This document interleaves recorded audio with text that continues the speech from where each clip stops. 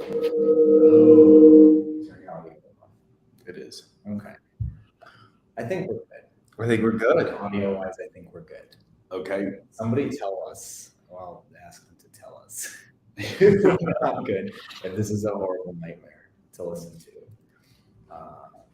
Yeah, let's just wait for a confirmation here. For context, we are in the same room for the first time in a long time recording this situation. So,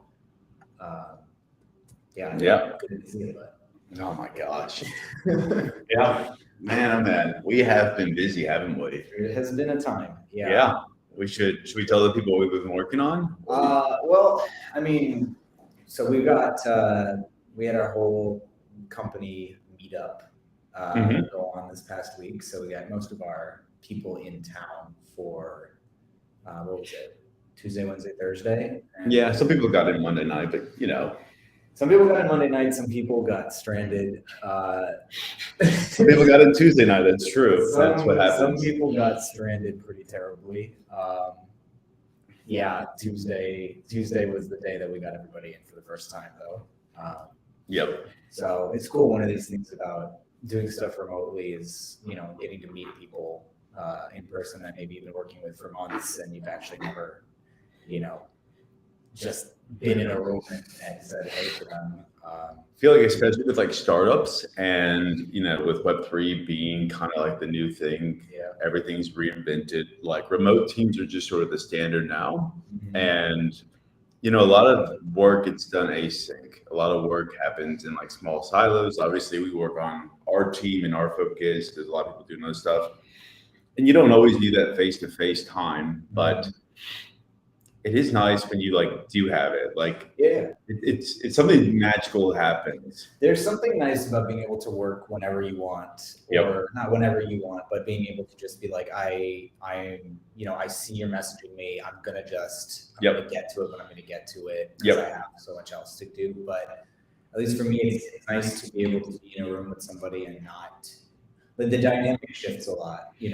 When I would just put something in front of, if I send somebody a screenshot of something I'm working on and ask them for feedback, it often feels like a much more formal, like either somebody feels obligated to respond or I'm like waiting on them to give me feedback, or it's just like somebody if you deliberately who you're sending stuff to. And when you're in that in-person environment where you can just be like, who's sitting next to me? What do you think of this? Right? Like you get that real-time stuff that it really does it does change the game a little bit. Yeah. No, so we had a couple days, and I think we could talk about it. We have been talking about it, but we're just that much closer to the switch to mainnet, which is huge. I mean, a lot of people, who are interested in DIMO, who have been following it, they know that we've been around for coming up on a year now. Yeah. And a lot of people, especially like nowadays, there's like always like a sense of urgency for like something to be like ready as soon as possible. But for us, like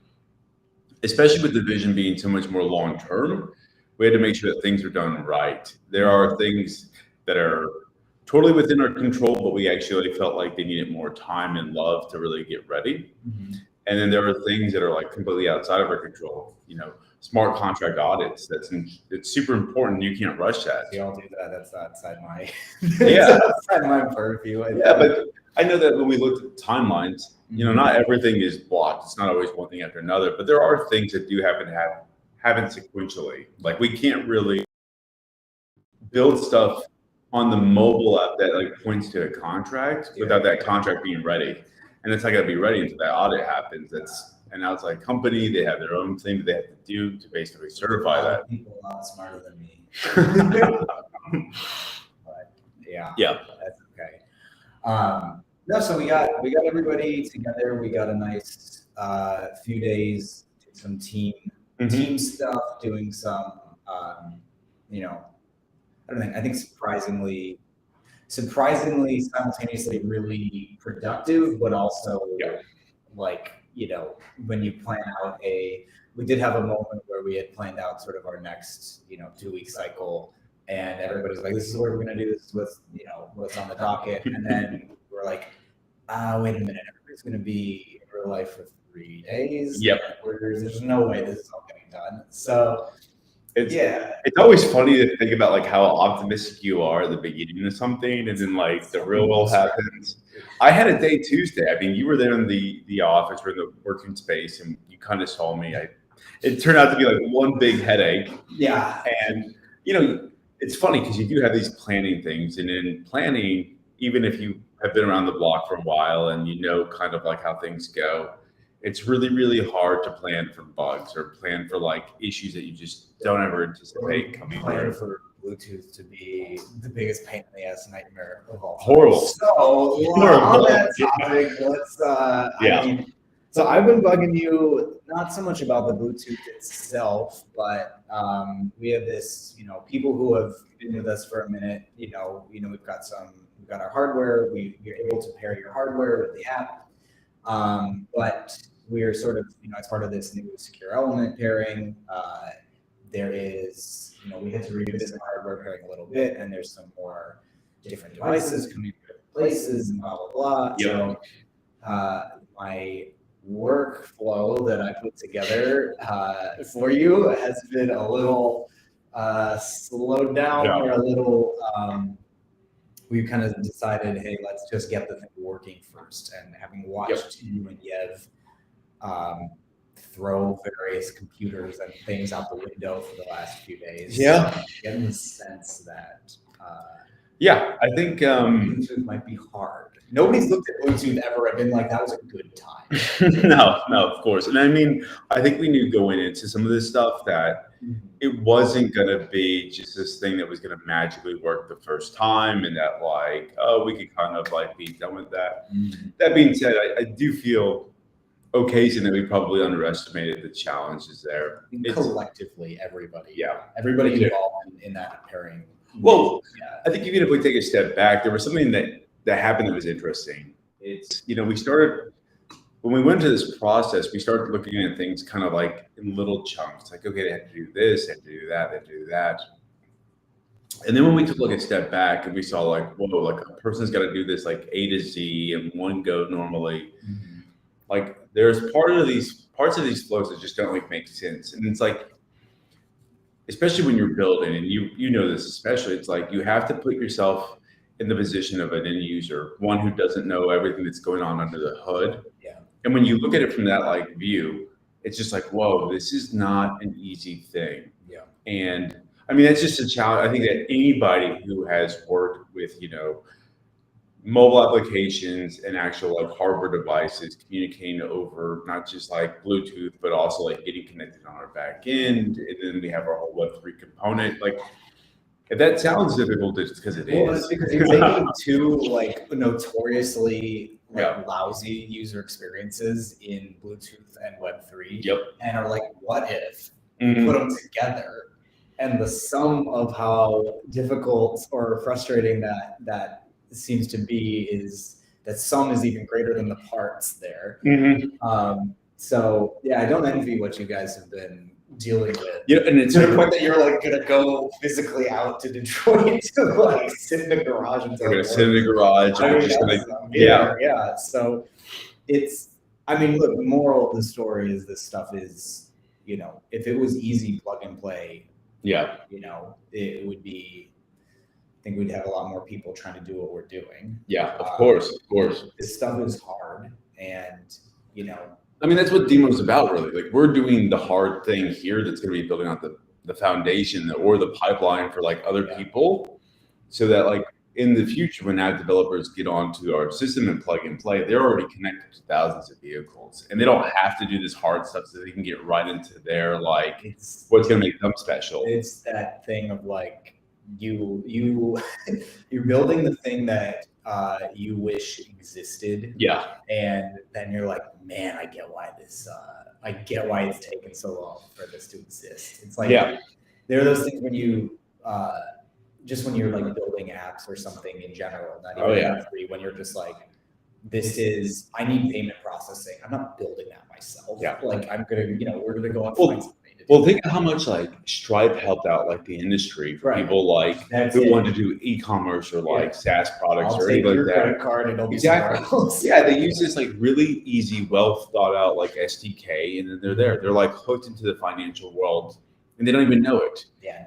And yeah, that's exactly what we're building. And if you think about it, like, why aren't there any like really good car apps out there? It's because, whoa, like when you actually unpeel like the surface layers of actually how you actually do that, it's like that in itself, getting connected to a vehicle is a full-time project. Yeah, I mean, you add that with then just the variability of data and the quality of data and the decoding required on this. And it's like, yeah, you start to look at it and you just go, man, what's taking these guys so long? It's like, this is not, this is, there's a lot going on here. Yeah. And thankfully, at least personally, thankfully, like most of that stuff is not on my plate. I mean, we're working as a team. I think that's like the interesting thing about this. It's like, if me without Ben here, like we would probably have something uber functional and it would work, but the whole point is not just to work, it's to get users signed up. Yeah. And that's what you do that's so great, is that your job is to really say, okay, like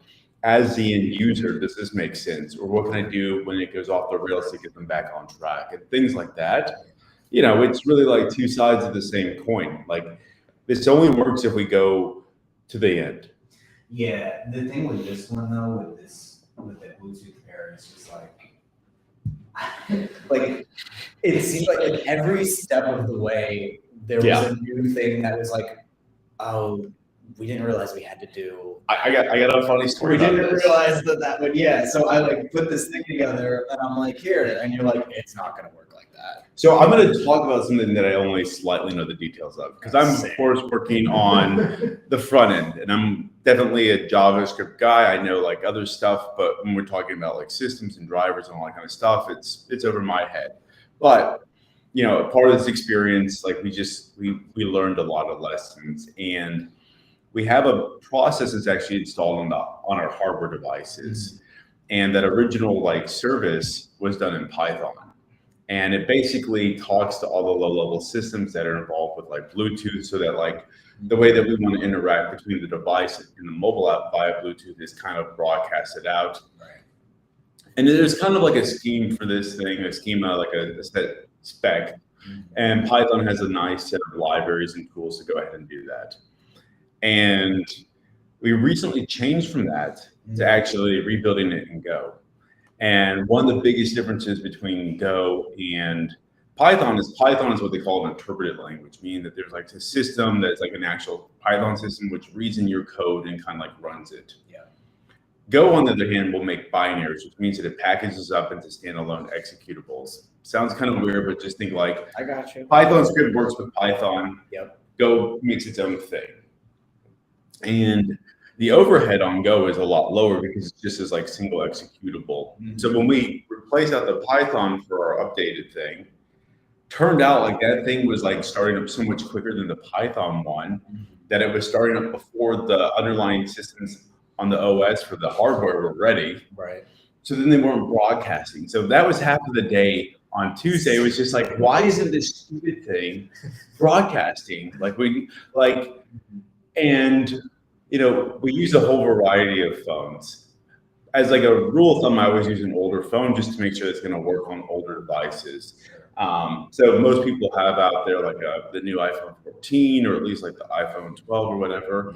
I work off of an iPhone 7. Yeah, 7. It's a 7. Okay, sorry. This is the only dude in North America with a Touch ID still. Yeah, it is. Touch ID still. But I learned like back in the day. It's funny. I learned my lesson years ago when I was starting to off on mobile like development. I started off with like a brand new phone at the time, or the same phone actually, but but at that point it was newer, and you basically need this habit of like the latest and greatest. Yeah. And then like people would come in with cheap phones and it would just go to hell. Yeah. And as a rule of thumb now, it's like, hey, let's go ahead and start off like even like below conservative. Like it's something that's really old, because if it works there, it's just gonna be that much better on newer devices. Yeah. No, I get that. But we were doing this Bluetooth thing. We're not like, it's not broadcasting. And of course, like we're starting off with like the code that we've written and it's not working there. So the immediate thought is, okay, well, I broke something. Something's not working here. And then it's like, okay, you know what? Let's just go ahead and test it out. So I downloaded like another application that just completely scans Bluetooth, not showing up there too. So then we're looking at the specs of our phone, my phone, and we're like seeing, okay, like, is there something? Yeah.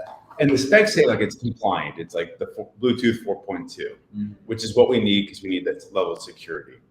And but it's not showing up. And I think at the end of the day, it was this whole binary issue and the startup time and everything there. But it was not an easy thing to discover. And it's like, there's no way we would have thought about that going into this process. I mean, we kind of started that day off thinking we're already here. And then it was peel back one layer, peel back another layer. And it turns out you lose a half a day just kind of figuring out what the problem is. Yeah. You were not not in the greatest of moods that day. No. Coming from Mr. Mr. Morale over here. Yeah. I was like, damn, Aaron's kind of pissed off today. That's so great. It's really funny. Like, I think other developers can relate to this. It's like, I don't mind work. I've done benders. I've done tons of like hours on work. But as a developer, like working on the same thing, just getting stuck every single time, it's the most infuriating thing. Oh yeah, I know. I mean, I have nothing like that I deal with. But when you're regardless of what you're doing, you don't even this isn't even working careers. If you're just staring at the same project, if you're a hobbyist doing whatever, if you're staring at the same thing over and over again, and you're either like, I cannot make this work, whether it's like actually physically work, or I cannot make a design work, or I cannot make this, like my art that I'm working on work, or whatever it is, like when you just stare at something, the best thing to do is sometimes to just be like, I need to go take a walk. I'm not going to think about this. I'm not going to do any of this. This is like, so I'm watching you guys like just like glaring at. Well, our CTO, our CTO, was having a time too, because he's kind of figuring out things from his end, and I'm figuring things out from my end. Yeah, it's just not aligning. Funny enough, like the scanning was working on his phone, which is what led us down this rabbit hole. Maybe it's a phone or and so at one point he's trying to do like a legacy version of Bluetooth, that's more compliant with things older than 4.2. Yeah. That doesn't do anything, but that unlocks a whole bunch of different other problems. So next thing you know, we're both working on totally different problems that we had no idea was going to happen that day. Like TBD if the solutions will work together. Yeah, I mean, that's why you just test and test. That's why we're going to a garage next week. It's like, at the end of the day, like you in development, whether it's like programming or anything else, you want to start off with the most comfortable, savvy, kind of robust spot ever, and then you want to slowly back away and say, like, let's throw this kind of kink into it just to make sure it's that robust. And that's what the garage is all about. Like, so where's Bluetooth now? Because Bluetooth, your boy, I have a task for next 2 weeks that says post-implementation UI work. We are pre-implementation. Yep. Where are we at, right? I know we've I hesitate to say that we've lost time with this, because the reality is everybody from me to you to some other people who are working on this, everybody missed something on this in terms of scope. And like, it happens, it's not great and the timing's not great, but like it happens. And sometimes it means you're going to delay other things or you're going to work a lot later.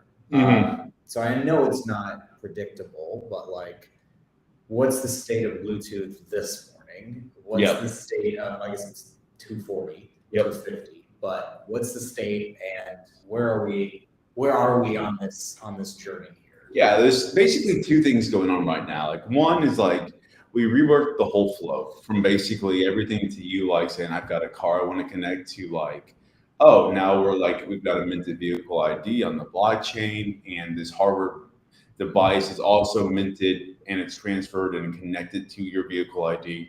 Like, we reworked that whole flow. It's ugly right now, but the whole idea is like, let's get it A to Z working. Yeah, it's just like, click here. Well, we even waste time on that for like the thing has to work before you can dress it up, right? Yeah, and we'll dress it up, but that's one thing that we're working on, and it's basically done, but there's like some like loose ends to tie up there. And then the second is again the Bluetooth thing, and I would say on the first we're probably around like the 80% mark, where it's like And that's not the window dressing, that's after the 100% mark. No. But I'd say like we've got to do a few little like extra things before I can really say, okay, cool, this works A to Z. And then on the Bluetooth side, I think the biggest issue that we're having now is that it works, it connects and all that kind of stuff, but it's not like 100% reliable, which means that we just have to uncover more and more of these edge cases and basically program around them to get things back on track.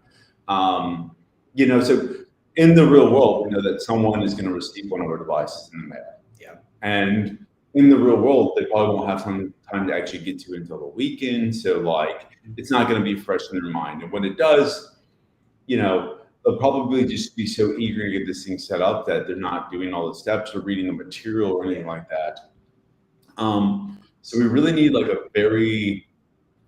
we need to make sure that as soon as that autopilot gets plugged into the power source, which comes out of your vehicle, one, it's like, hey, how long does it actually take for this thing to boot up and start broadcasting to be like in a spot to be responsive to the mobile app?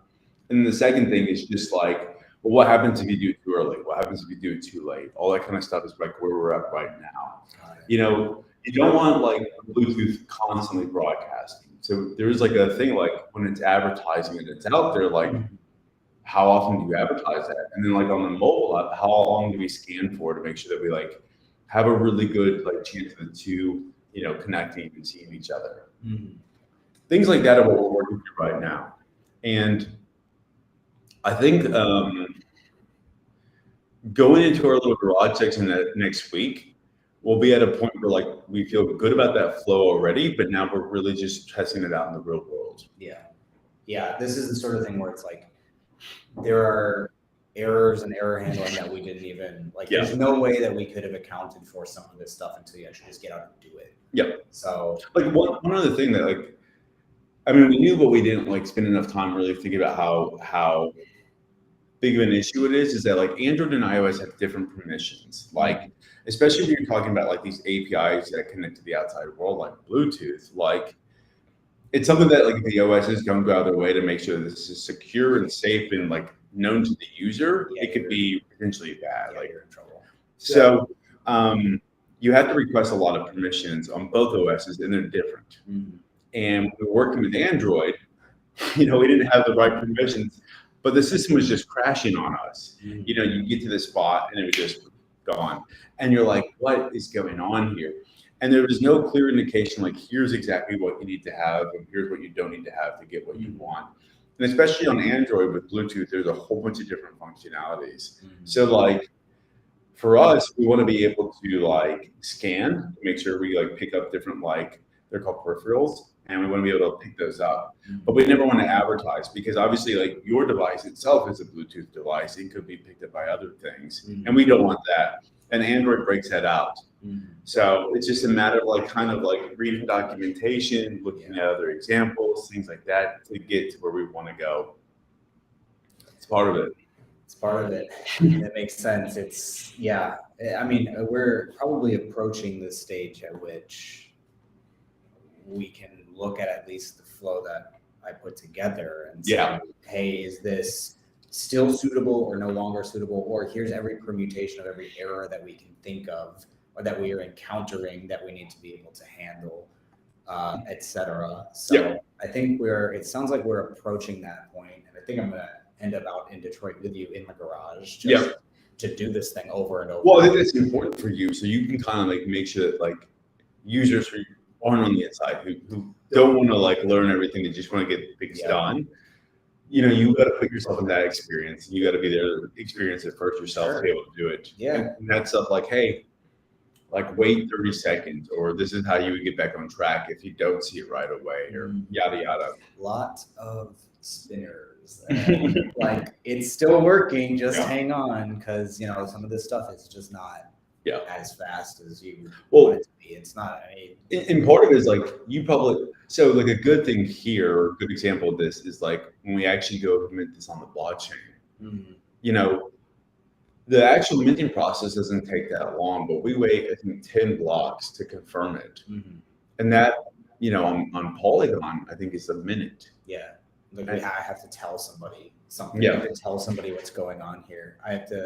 One of the things that came up was like, in this and also in the vehicle ID stuff, which we're going to get into after this is done at some point. Yep. Is, you know, like we know what the, you know, network is doing, or what we're doing, like what we're saying, what's actually happening on the blockchain, what's actually happening, the stage that we're at, right? Surfacing that stuff to people so that people aren't just like looking at a loading screen or a spinning screen, or even just to like hang on and it's 3 dots or something, is like we have the ability to tell people like this is actually what's going on here. So let's message it to you. Let's let you know like you're, you know, drag you through the process, and it's not going to be a mystery. And you're not gonna, you know, everybody's used those products where you're like, you're going and going, and then the thing just is loading like on 99% forever, and it's not real. And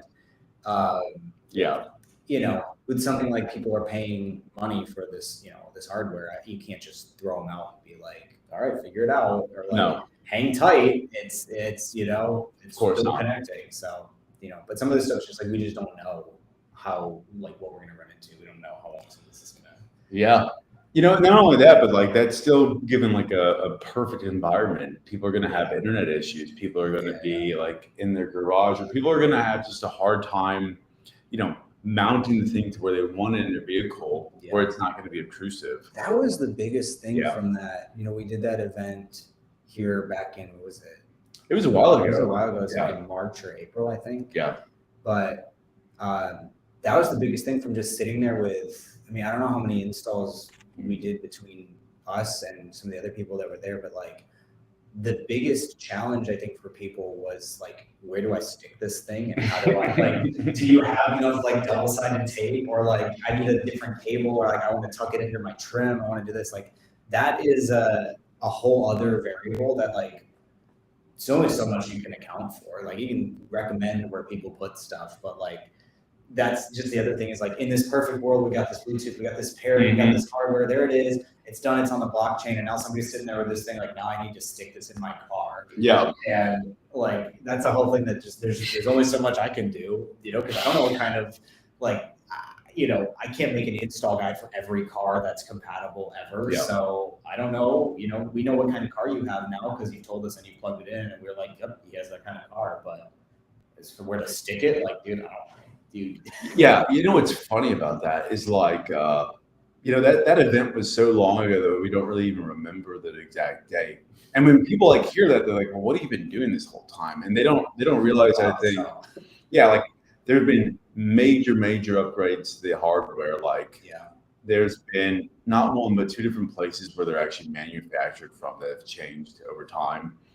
There's all the quality assurance that happens with those things. We've changed basically like how the things are drop shipped out to users between I think 2-3 vendors at this point.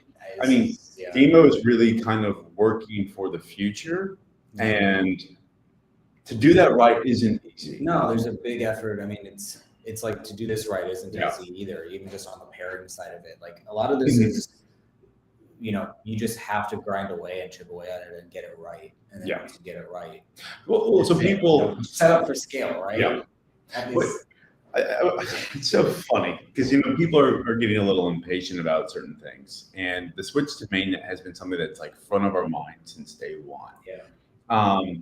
So it's like, why not just do that now? And it's like, well, guys, the point of this is just to have like something real out there that is going to be the future. And if we can't connect to your vehicles in a way that's meaningful and somewhat future-proof, we're going to make changes in the future, obviously. But something that's future-proof today, where like there's real value being extracted here, given to the network, available to you yourself as an individual, and there's no point. And I think that's something. The thing is, people, it's a weird situation where people have been with us for a long time, but it's because people discovered what we're doing so early that there's, you know, when you've been following along with something for as long as some people have, and you're like, what's going on? It's like, this is how it goes. I mean, this is, if you want to launch something, I mean, we got people who are buying the hardware, plugging it in, they're not having a great experience because they're getting a lot of zeros coming up because we haven't decoded the car yet, right? We literally haven't gotten to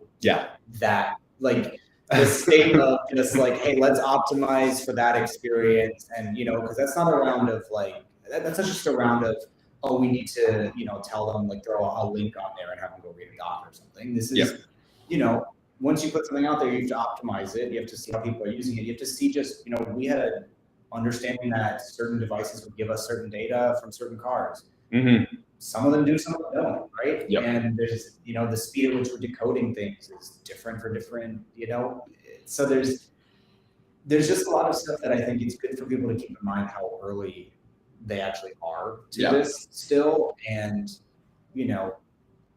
then neither of us, none of us are dumb. None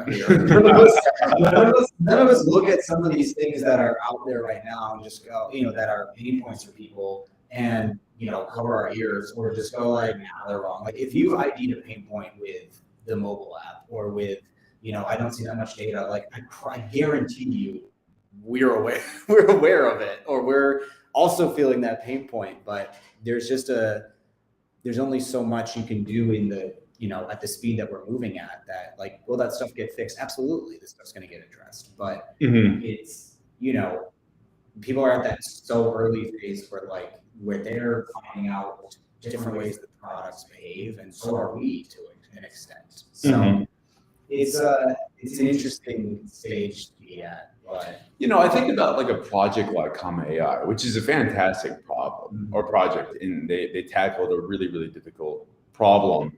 But I think about how we went about where we started. That was weird. What just happened to you? I accidentally triggered the seat. Where we started, where they started, and they basically said, okay, this is a really tough challenge. We want to kind of go A to Z in a narrow field. So they started with a couple of cars that they felt like really comfortable with, and they started building. Obviously, the name of it now is a Comma 3 because they started at 1 and they did 2, and now they're on 3. But they started with like a small set of vehicles and they built from there. We started on the other end where it's like, hey, because we know that this needs to be available for every car it could possibly be available for, let's start with all of them. Yeah. And I'm not saying one version is better than the other. I'm saying that like the vision of our thing was that we're going to have a big network, which is going to be accommodating for everybody, which means that when we start, we're going to start with a wide berth and it's going to be slow progress. Right. The options are, a limited pool of users has, flawless or really great, really high quality data, and everybody else has nothing. Can't even onboard nothing. It's Tesla and it's, 5, Cadillacs and a couple Fords or whatever. Yeah. That's what you can use the auto buy. And if you don't have that, goodbye, come back later. Yeah. You could do that, or you could say, hey, listen, we're trying to build for scale here. We are going to start supporting, you got a car, connect it, go for it.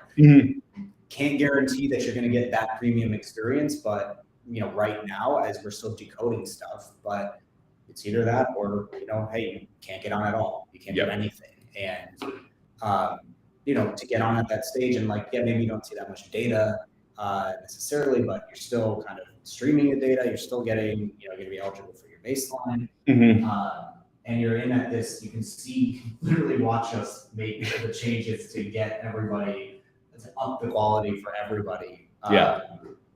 Realistically, that's just where we're at. And I think a lot of people understand that. And, it's nice to see people recognize that sometimes. So, and then you get the angry person who's like, I don't see, and I get it, but. Well, it's cool because one of the things that we're working on kind of behind the scenes, but something that we'd really like to expose, especially once hardware pairing is finished. There's been a lot of interest in batteries from our team, not necessarily for EVs, but just for people, because you think about what kind of issues do people run into all the time with their vehicle. And a lot of times, people will have an issue with the start of their car and they don't know if it's one of 3 things. Is it the battery? Is it the alternator? Is it something else that's going on that's basically the issue here? And, we've got access to the data. And obviously it starts with, hey, there are thousands of vehicles. They all have different DVC codes. And, there's enough overlap a lot of the times for us to be able to get that information, but it's not always that clear. We really, again, have to try and say, listen, out of thousands of vehicles, we want to try and be able to accommodate 90, 95, then 100%. But even then, once we have that information, the really important information is kind of when the battery's cold. That's how you're really going to understand if the battery's healthy or not. And there becomes this idea of well, how quickly can we like surface that information so it doesn't get lost behind like the battery being online for a couple seconds and reading out a completely different voltage. Right. That's something that we're working on, and that's not easy. Like this is not 50, 100 people chipping away at this thing. Yeah. This is couple dudes in the garage. No, it's more than that. No, yeah. But dudes, there are, this is not, 500 people, 50 people, 100 people who are just have access to this, and there's some task force just ripping through these DBC, all that stuff. It's not a gigantic, it's a gigantic undertaking for a not gigantic team. So, I mean, listen, it's fun. We're doing a great job, actually. I mean, you think about like we've got another 300 devices shipping out this week. This is after the change to the newest like hardware. Yeah. But still, like this is cool stuff that's happening. It is so funny to think that like, especially like again, we're not like a huge team, but we have enough that people are kind of broken off into different things. And even when we're here stuck at like the Bluetooth pairing and that kind of stuff, there are people who are making moves all over the place. There's just constant progress there's happening. People doing updates to compatibility and to surface that information. People will be able to look up, set expectations on what data fields am I going to get, what am I not going to get, like before you download the app, before you connect your car, or whatever. We have our whole success team, our customer success team, that it's working on basically like just like the error handling and the notifications that users will receive when we detect issues to get them back on track. And that's like shout out to Shaolin and Roger. Yeah, good job, guys. Marissa, who joined the team recently. Yeah. I don't know you very well, but good job to you too. Yeah. Good job to everybody. Yeah. No, it's listen, it's part of it. It's part of growing. It's part of being at this stage. So let's get this thing knocked out. Yeah, I think we're gonna actually let's just go do this now. I think a bit of a different format for us today. Yeah, but we're in the thick of things. We're in the thick of things. So just share Aaron's screen of him angrily swearing. Tooth code is probably not not ideal. Maybe better content, but yeah, it'd be funny. It's like America's Funniest Home Videos. All right, fella. Let's get to it. Yeah. If anybody is, everybody who has watched us or is watching us, thank you. And, let's go build some hardware pairing. Let's do it. Download the app. Still hiring. Yeah, all that jazz. Come into Discord if you've got a question. Yeah. If you want us to kind of talk about something next week specifically, let us know what you're thinking. But